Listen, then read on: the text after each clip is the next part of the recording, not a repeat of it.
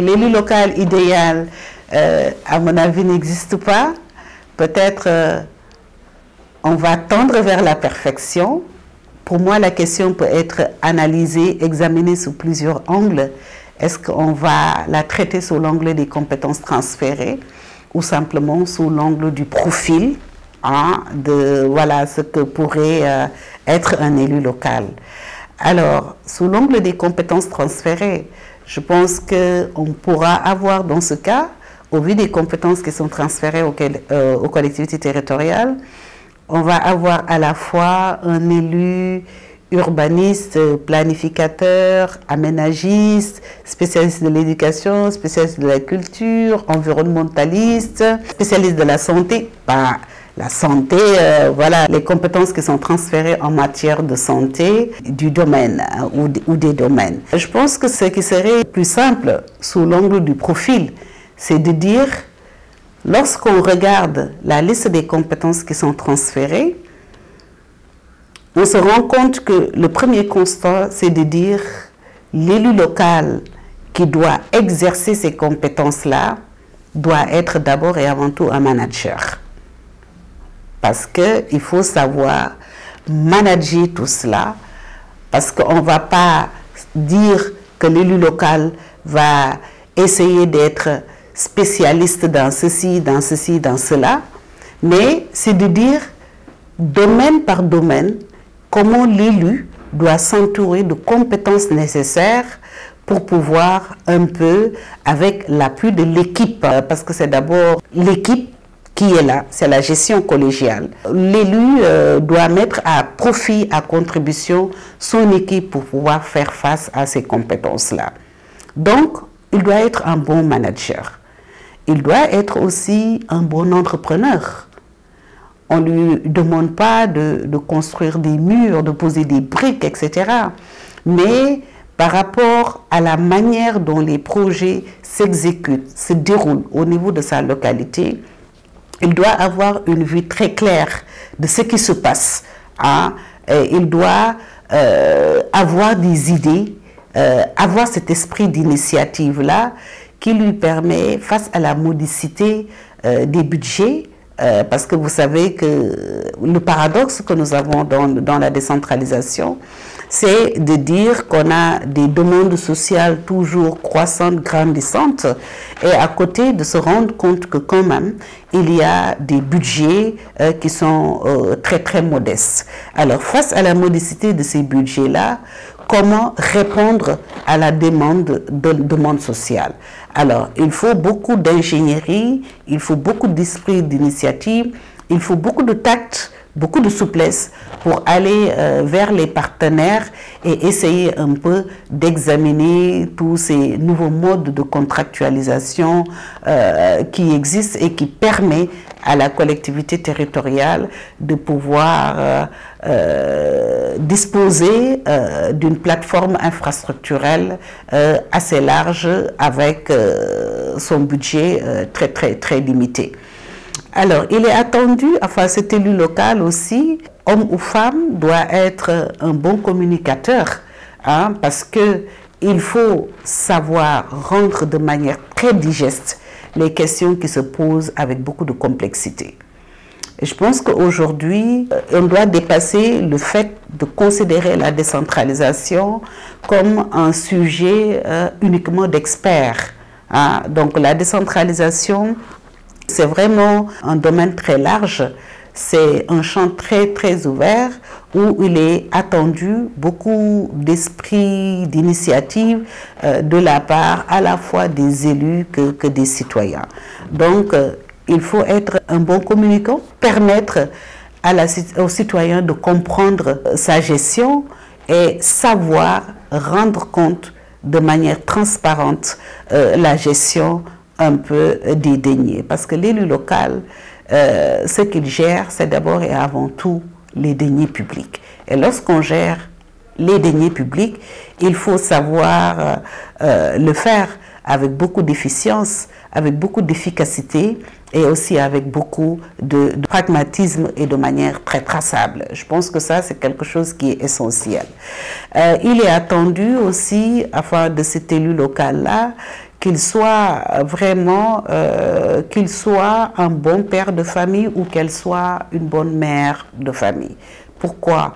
Parce que simplement, il est appelé à diriger des personnes de sensibilité différentes, des personnes qui viennent d'horizons différents, avec des aspirations différentes, mais ce qu'on attend de l'élu local, c'est vraiment sa capacité à faire adhérer l'ensemble de ses administrés à ses objectifs et à ses défis de développement. Je pense que ça, c'est quelque chose qui est aussi très, très essentiel, et il doit être aussi un bon stratège parce qu'il y a, comme je l'ai dit tout à l'heure, beaucoup de sensibilité, savoir parler aux jeunes, leur permettre sans pour autant donner de faux espoirs, mais faire en sorte que ces jeunes s'intéressent à la gestion de la localité, parce qu'on se rend compte que de plus en plus,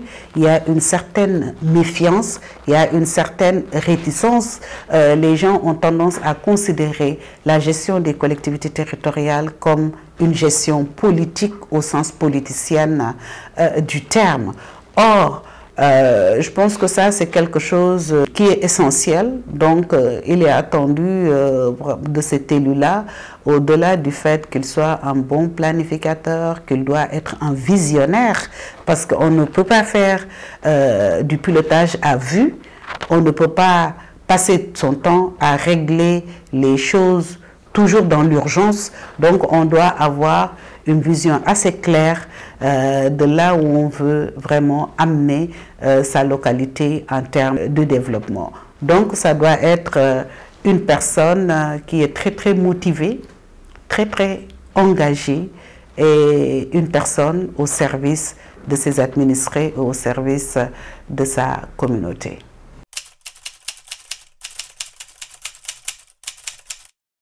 Lorsqu'on parle du citoyen, c'est très souvent sous l'angle de droit. Donc, il est important de savoir qu'à côté des droits, quand même, il y a des obligations.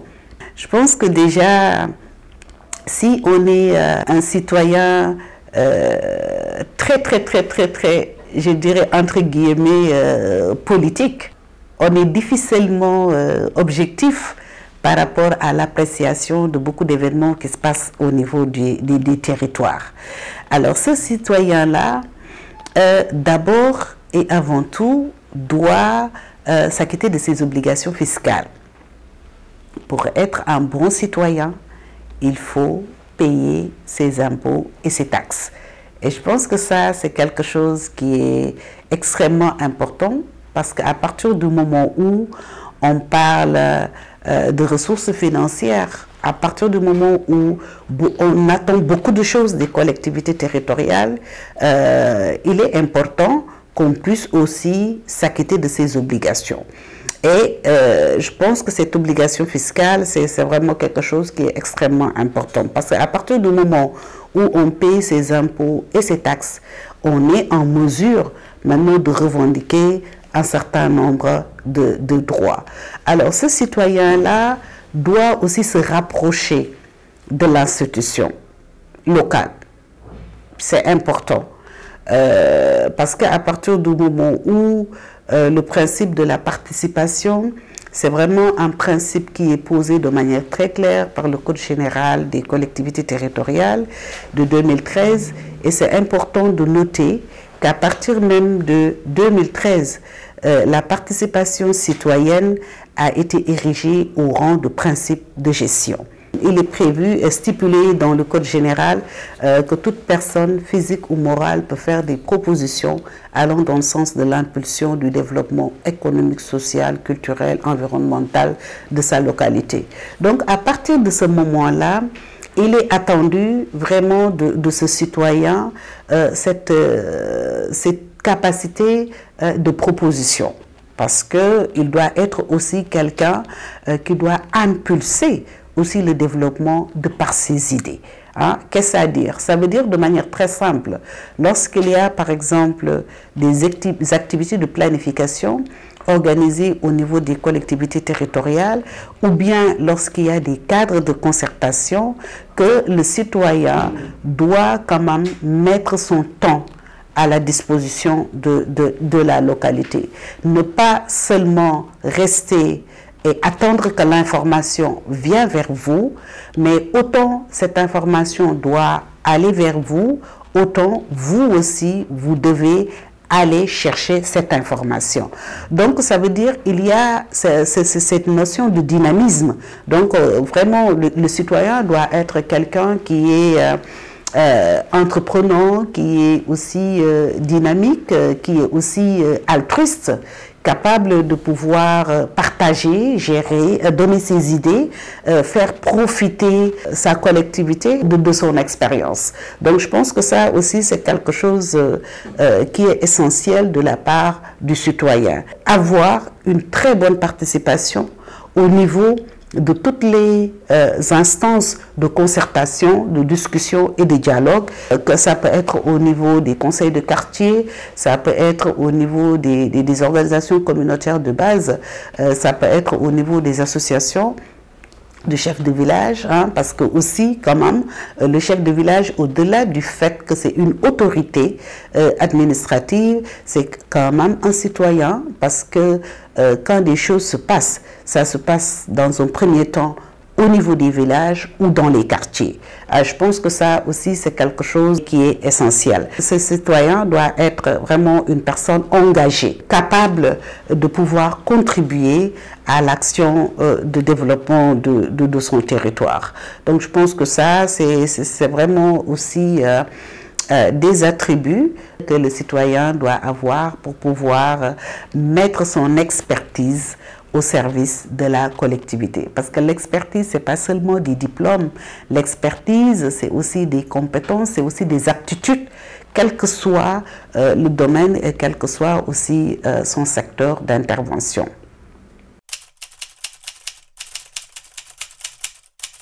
C'est vraiment conforter cet appel à la sérénité et se dire que quand même les échéances électorales qui vont venir, c'est un rendez-vous parmi tant d'autres. Il y aura d'autres rendez-vous. Le Sénégal nous appartient, les territoires nous appartiennent et la décentralisation, c'est vraiment un domaine où la notion de proximité a tout son sens.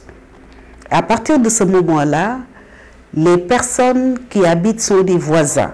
Si on regarde même la définition des collectivités territoriales, que ce soit la commune, que ce soit le département, on se rend compte que c'est des entités qui regroupent un certain nombre de personnes unies par une solidarité résultant du voisinage et capables de pouvoir trouver des moyens à leurs problèmes, des solutions à leurs problèmes. Maintenant, à partir de ce moment, on est des voisins. Et je pense que ça, c'est quelque chose qui est extrêmement essentiel. Et de ceci dire, que ce soit au niveau des partis politiques, que ce soit au niveau des organisations de la société civile. Et je pense qu'on a tous un rôle. Le rôle que nous avons, c'est de pouvoir informer juste. Le rôle que nous avons, c'est de pouvoir informer vrai. Le rôle que nous avons, c'est de pouvoir bannir toute notion, toute idée de violence dans nos discours, dans nos faits et dans nos gestes. Parce que ces rendez-vous passés, on va revenir, on va se regarder en tant que voisin, en tant que concitoyen, en tant qu'administré, et l'élu local aujourd'hui qui est au niveau du parti d'opposition peut se retrouver demain à la tête d'une collectivité territoriale et amené à diriger l'ensemble des élus qui sont à la fois de l'opposition et du pouvoir. Et à partir de ce moment-là, il doit sortir carrément sa casquette d'opposition et prendre la casquette de développement.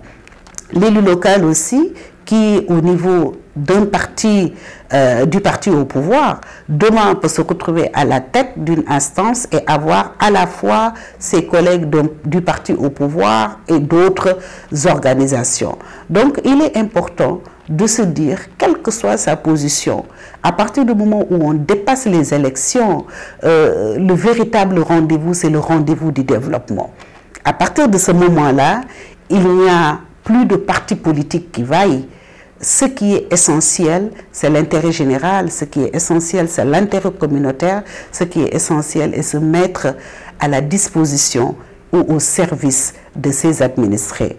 Le roi Hassan II disait dans un de ses discours que de tous les mandats, que le mandat de l'élu local est le mandat le plus noble, parce que simplement cette position vous permet de vous mettre au service de Dieu, vous permet de vous mettre au service des citoyens, et c'est un moment et c'est une position privilégiée pour pouvoir apaiser les douleurs et les souffrances des citoyens. Enfin, ce que je recommande aussi, que ce soit du côté de l'État, que ce soit du côté de la société civile, enfin des organisations de la société civile, c'est d'éviter tous ces discours démagogiques, de pouvoir parler programme, de pouvoir parler d'objectifs et de pouvoir proposer et mettre sur la table des projets qui permettent à la fois de prendre en charge les préoccupations